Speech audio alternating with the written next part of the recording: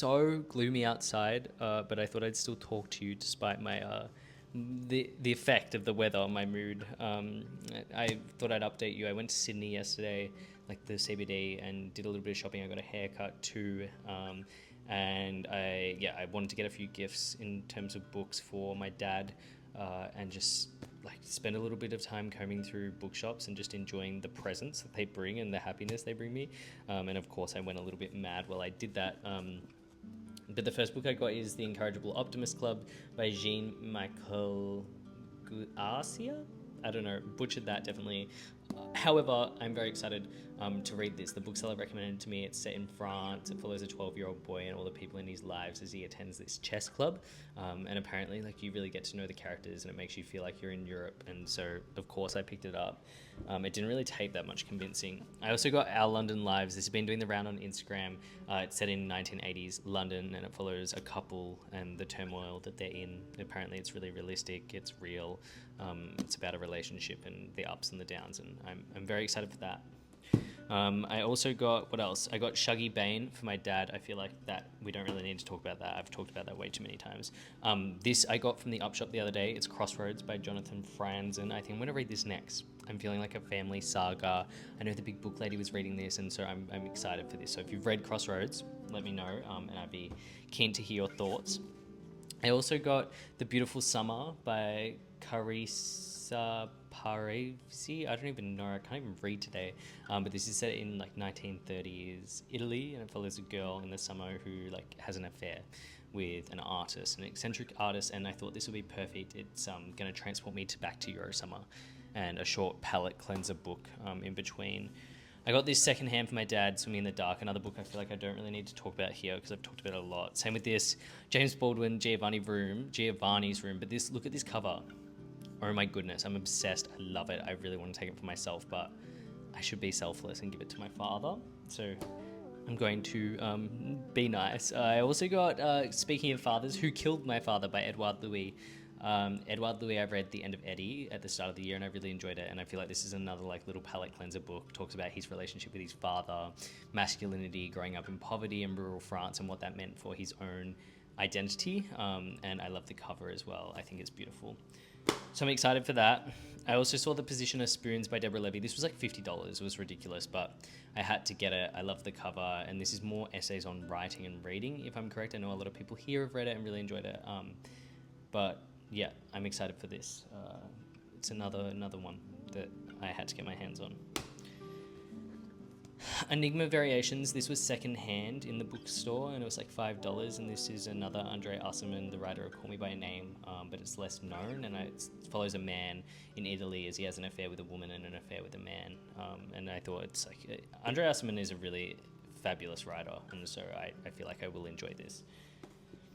And finally, I think I'm going to give this one to my dad as well, but this is True Love by Paddy Creel, and this follows two young people as their friendship develops. Apparently it gives Juno Loves Legs, it gives Just Kids, and so does the cover, to be honest. And so I think I will enjoy this, but I also think my dad will really enjoy it, and so I can always borrow it off him if he recommends it.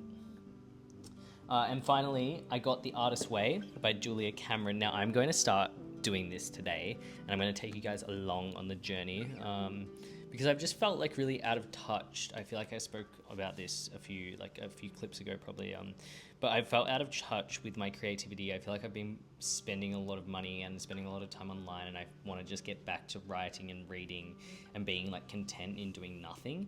And so The Artist's Way, I'm hoping, will let me do that, or like encourage me to do that. And I also got a new diary sent to me, or journal, by Paper Republic, and this is like you put the inserts in, and you have this leather bound journal forever. And so I'm really motivated to like write more and do that kind of thing. And so The Artist's Way, I saw it and I had to pick it up. I'm going to start it today. I'm a bit scared because everyone's like, if you stick to it, it will change your life. And I know some people swear by it. I know Ben's partner, she swears by it. And so I'm a hard stan. So I'm going to definitely follow this as best as I can. Nothing else has been really happening. I had a beautiful few days off. I go back to work tomorrow. I just got a pair of shoes in the mail though. Look at these. Oh my God, beautiful French leather para boots. I'm obsessed. I've never spent that much money on shoes, but I feel like I'm going to have them for the rest of my life. I watched the Emma Chamberlain video where she cleans out her closet, and I really need to go through everything. And I'm trying to be, when I do purchase clothes, a little bit more intentional about what I'm buying and thoughtful about things that I'm going to want to keep for a longer period of time. And so I've wanted these for a very long time. And so I finally bought them, and I feel like I'm going to wear them with everything.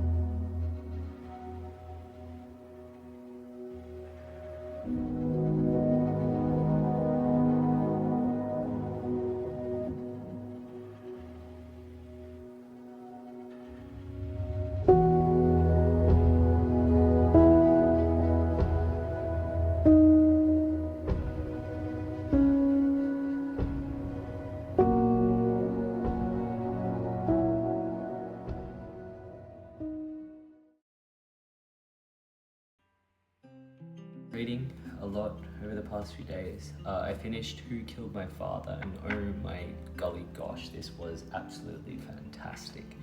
I ate it up. This is, like, look at the cover, the font, everything. I don't know, this just spoke to me.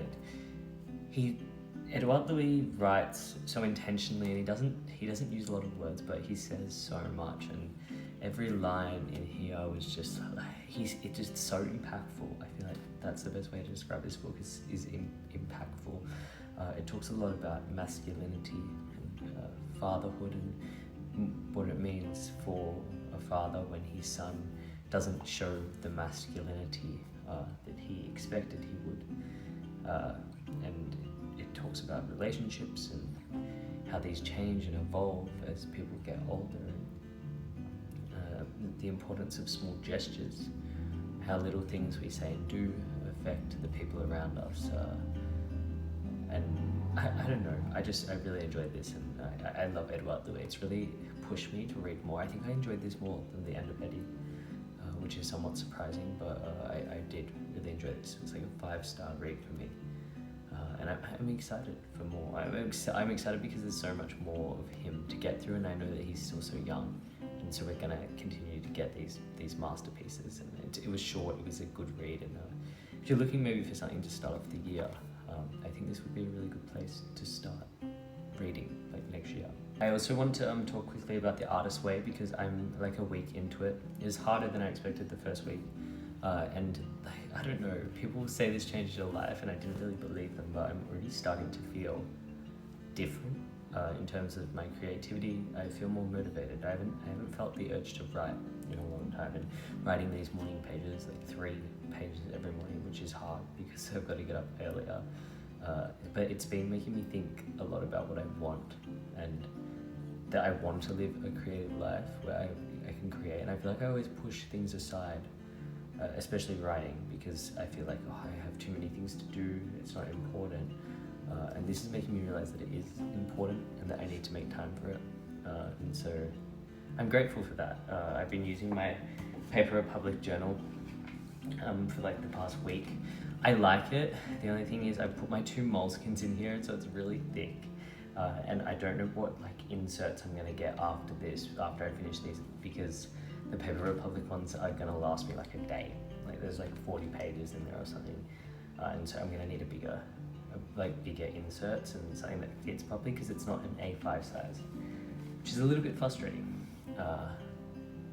But yeah, I'm excited to be back with you, to talk to you. I'm going to post in the next few days as well about my favorite books of the year, so you can get excited for that. I go home tomorrow, and yeah, things feel like they're changing, even though I do the same thing every day.